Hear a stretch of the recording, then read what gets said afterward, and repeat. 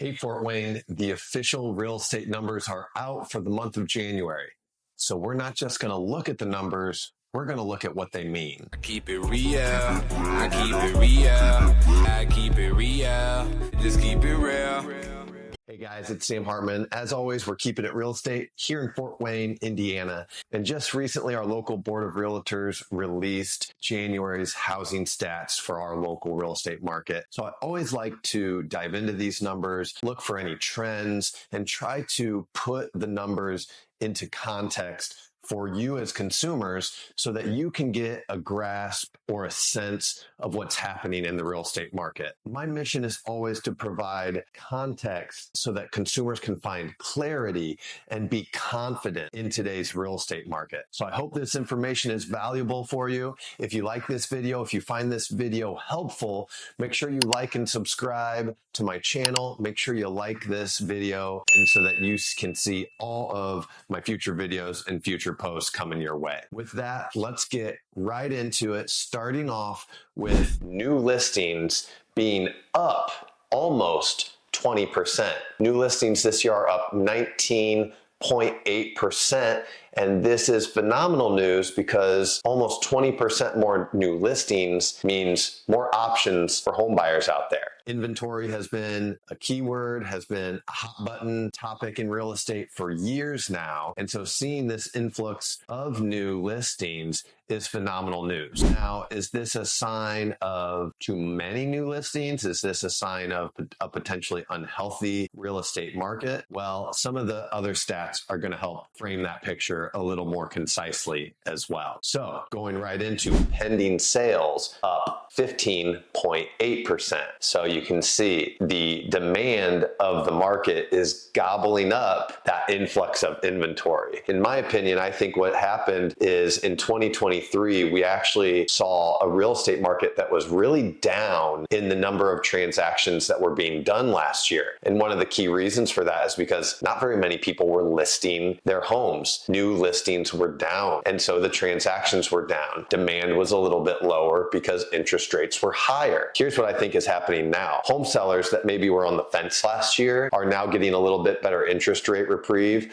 where they feel better about listing their home for sale and then moving on and buying their next home as well. And so that kind of shows in the new listings being up 19.8% and pending sales up 15.8%. Now, closed sales are also up this month, up 7.6%. So again, all those categories are up. This is great news. 2023 was a really down year for the number of transactions. So this tells me that already in the month of January, still in the dead of winter, as far as real estate market and as far as Midwest winters go, let's be honest, that home sellers and home buyers are already waking up. They're already getting thawed out from the winter and they're ready to jump into the market and start making things happen. So are you a home buyer or a home seller in 2024? Let this be your sign that preparation is key and preparation needs to start early. If you want to hit the spring market, you might already be too late. We need to have this conversation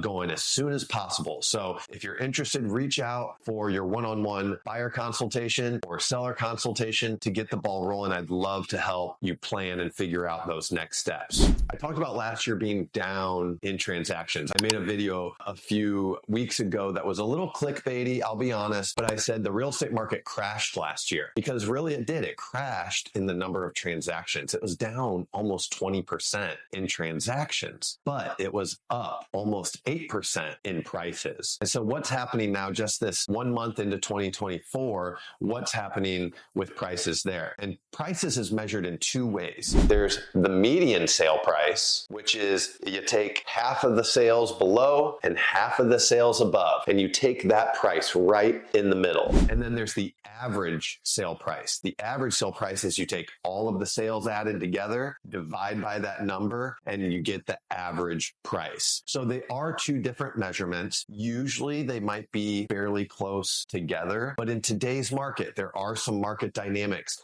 that is widening the gap and the difference between these measurements, and I'll explain why. So median sale price in 2024 for the month of January is up 15.4% with a median sale price of $225,000. 15.4%, that is pretty sweet appreciation. That looks pretty great against the national average. So Fort Wayne should be proud of itself, an affordable market that is still growing and appreciating strongly. Now let's look at the average sale price. The average sale price is up 9.7% in the month of January, with that average sale price being $253,000. That's over a $25,000 difference from the median sale price to the average sale price. So why might that be? Well, I told you just a second ago that these two measurements are really measuring two different things. The median is taking that exact middle sale. The average is taking just the sheer mathematical average of all of the sales. So here's what's happening in today's real estate market. The lower price point homes are selling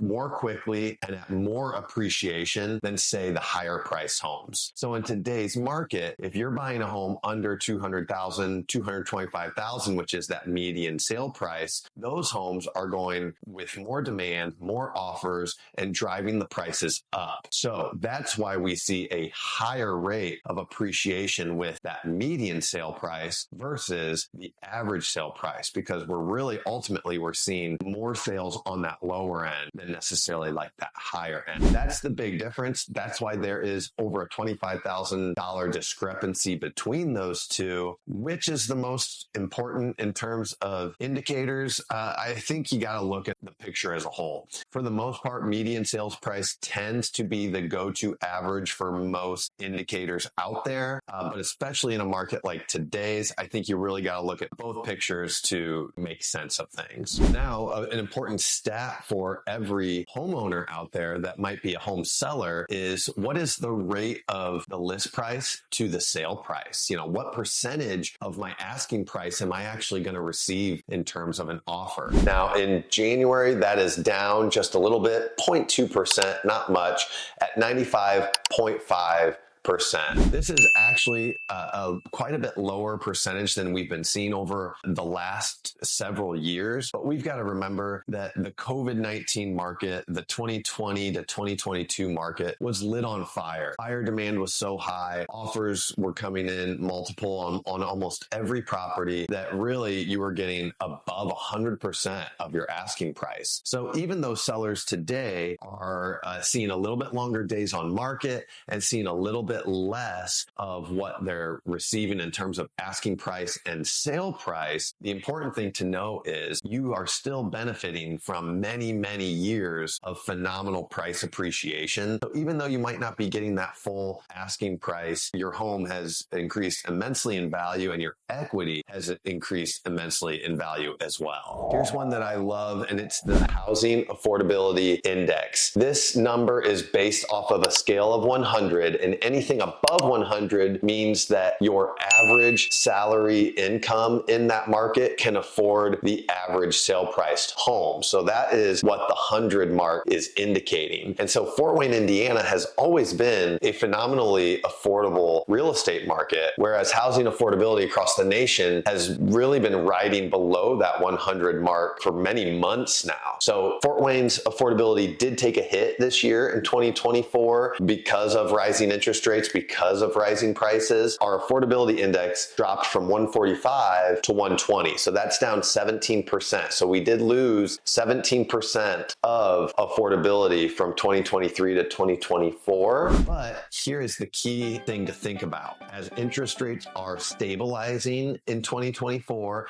and as we expect interest rates to continue to fall in 2024, for every 1 percentage point change in the interest rate adds 10% of buying power to buyers out there. So if we get interest rates down from the 7% they are today to closer to 6%, maybe even into the 5s by the end of the year, that provides a much higher level of affordability for homeowners or potential homeowners out there. And here's a question for you. What would you do with that extra affordability? If you could afford 10% more on a purchase price, would you spend it on the house, or would you still maybe buy the price point in the house that you can afford and use that monthly savings, towards other things? Something to think about, always something important to budget for and to consider as you are planning your purchase of a home as well. And then last, but certainly not least, is inventory of homes. So we talked about the new listings coming onto the market, but we also talked about the buyer demand that's gobbling up a lot of those new listings. But overall, with new listings, with homes that aren't selling as quickly, inventory is increasing by 33%, but we are still at severely reduced levels of inventory. We consider a balanced inventory supply of homes to be a 5 to 6 month supply of homes in any given real estate market. But today's supply is at 1.6 months. So that basically means if no more listings hit the market, it would take 1.6 months for the market to gobble up that inventory, for the market to absorb that inventory and buy it all up. So you can see 1.6 months, that is not a very long time. So we are still really low on inventory. We do hope for better inventory coming throughout the year. We do think interest rate dynamics and market dynamics could lead to a little bit better seller sentiment, wanting to get into the market this year as well. So we hope that that brings more inventory in terms of new listings. Builders are trying their best to bring new listings to market as well, but they're having a hard time building homes fast enough and for an affordable enough price point. So we're not relying on new construction to fix this gap. Really what we need to do is stimulate those current homeowners that might want to make a move up to a bigger, better, nicer home or make a life change. But here's the caveat to that. Most people don't sell their home to become homeless. So a home seller that lists their home is probably also buying a home as well. We're not necessarily expecting any crazy market dynamics that would lead to a large influx of inventory. So here's the lesson going into this year that I'm seeing from the numbers in January of 2024 is expect still a tight market. Expect still strong demand from buyers. Expect increasing demand because we're seeing that already in January this year over January last year. I still expect the demand even month over month to show as each month's numbers come out to continue to be growing. And ultimately, the lesson here is I've been talking with buyers, talking with sellers for years now about a market crash because people keep bringing up the question. And I'm not saying it just because I'm a realtor and I make my living selling and buying homes with clients. I'm saying it because the market dynamics that I see in our market today are nothing like what led to the 2008 recession and housing crash. I understand there's a lot of unique economic uncertainties that have happened in the world over the last several years, but none of it has impacted housing in the way that the market dynamics of 2008 did. So if you've been sitting on the sidelines, if you've been concerned about the housing market, if you've been concerned about, if it's the right time to buy, is it the right time to sell? Ultimately, you need to look at your own personal situation and decide, is it the right time for me to buy? Is it the right time for me to sell? Because ultimately, if you're living in your home for 5, 7, 10 years, it's a phenomenal idea to make the investment. That's my advice, and I'm sticking to it. I hope this video was helpful. That's January's housing data for the Fort Wayne, Indiana market. So if you found this video helpful, make sure you share it with a friend. Make sure you share it with someone that might benefit from this information, maybe is looking to get into the real estate market as a buyer or a seller. And as always, don't hesitate to reach out to me for a consult or advice on your home search or your home sale. I'm here and happy to help. As always, guys, keeping it real estate. Thanks for sticking with me today. I keep it real, just keep it real.